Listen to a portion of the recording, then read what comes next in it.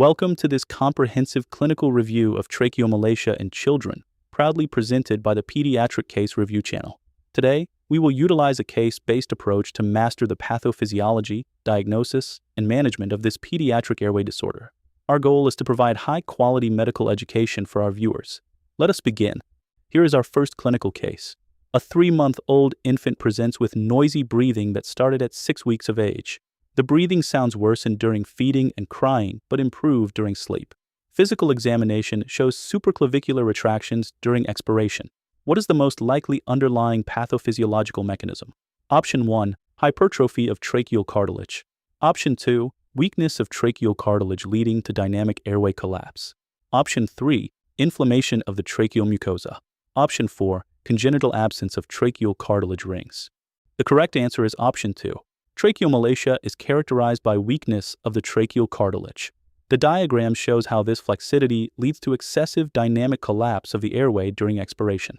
Normal U-shaped cartilage is abnormally soft, causing the diameter to decrease by more than 50%, resulting in significant airway obstruction. Case number 2. A 6-month-old baby with a history of repaired tracheoesophageal fistula presents with persistent stridor and recurrent respiratory infections. Bronchoscopy reveals localized tracheal collapse at the site of the previous repair. Which type of tracheomalacia does this represent? Option 1. Primary diffuse tracheomalacia. Option 2. Primary localized tracheomalacia. Option 3. Secondary localized tracheomalacia. Option 4. Acquired diffuse tracheomalacia. The correct answer is option 3. Secondary tracheomalacia is acquired and caused by external factors affecting a previously normal trachea. In this case, as illustrated in the classification chart, the weakness developed after surgical repair of a tracheoesophageal fistula, making it a classic example of secondary localized tracheomalacia. Case number 3. A 4-month-old infant presents with noisy breathing and a harsh sound during expiration. The sound gets much louder when the baby cries and almost disappears when calm. What is the most characteristic clinical feature described? Option 1. Inspiratory stridor.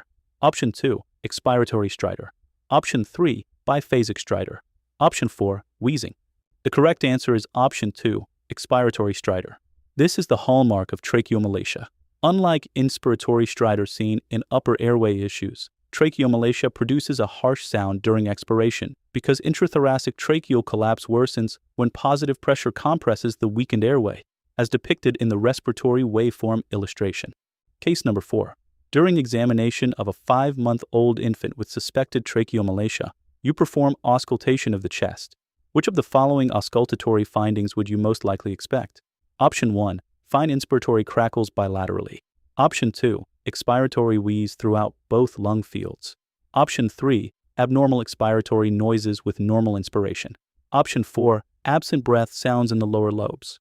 The correct answer is option 3. Abnormal expiratory noises with normal inspiration.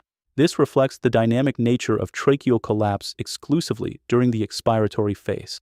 You may also observe the infant adopting a position with the head and neck extended to optimize airway patency, as shown in the clinical illustration. Case number 5. A newborn with repaired esophageal atresia and tracheoesophageal fistula develops persistent respiratory distress despite successful repair. What percentage of patients with a tracheoesophageal fistula have associated tracheomalacia? Option 1, 10 to 20%. Option 2, 25 to 40%. Option 3, 50 to 75%. Option 4, 80 to 90%. The correct answer is option 3, 50 to 75%. The associations diagram highlights that tracheomalacia is incredibly common in patients with a tracheoesophageal fistula.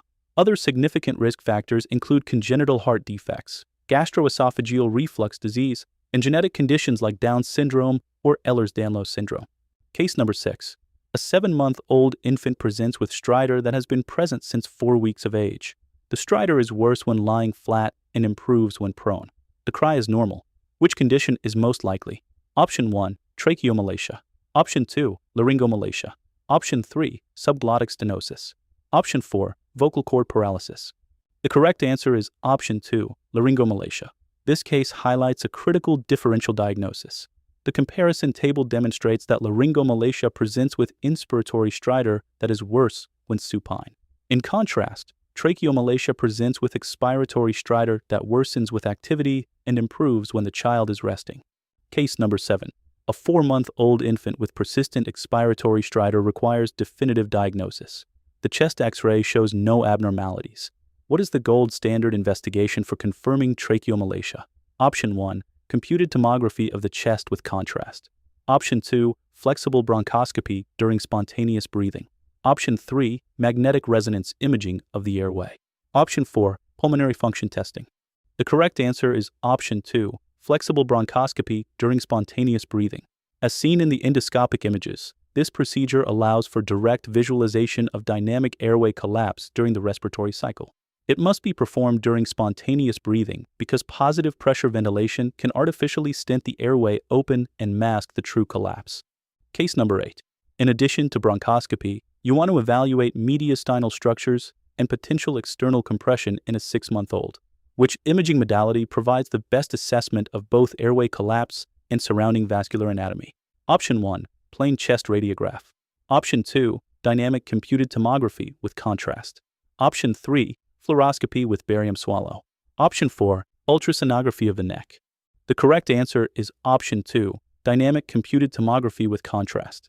The radiographic illustrations demonstrate how this modality provides excellent visualization of tracheal collapse during different respiratory phases. It simultaneously images the mediastinal structures and vascular anomalies, which is essential for surgical planning if external compression is suspected. Case number 9. During bronchoscopy of an infant with noisy breathing, you observe tracheal narrowing during expiration.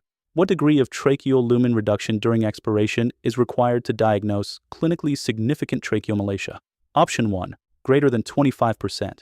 Option 2. Greater than 30%. Option 3. Greater than 50%. Option 4. Greater than 75%.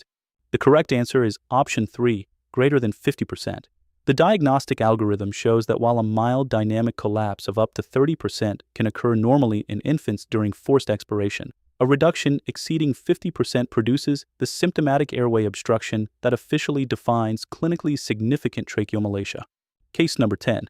An 8-month-old infant is diagnosed with mild primary tracheomalacia with expiratory stridor, but adequate feeding and normal growth. What is the most appropriate initial management approach? Option 1. Immediate surgical intervention with aortopexy. Option 2. Placement of a tracheostomy tube. Option 3. Conservative management with close monitoring. Option 4. Continuous positive airway pressure ventilation. The correct answer is Option 3. Conservative management with close monitoring. The management pyramid illustrates that most cases of congenital tracheomalacia are mild. They typically resolve spontaneously as the tracheal cartilage naturally matures by 12 to 24 months of age. Supportive care is usually sufficient. Case number 11. A 6-month-old infant diagnosed with tracheomalacia presents with thick secretions and recurrent infections. The infant receives chest physiotherapy. What additional medical intervention may be beneficial? Option 1. Systemic corticosteroids. Option 2. Bronchodilators for airway smooth muscle relaxation. Option 3. Nebulized hypertonic saline for mucus clearance. Option 4. Long-term prophylactic antibiotics.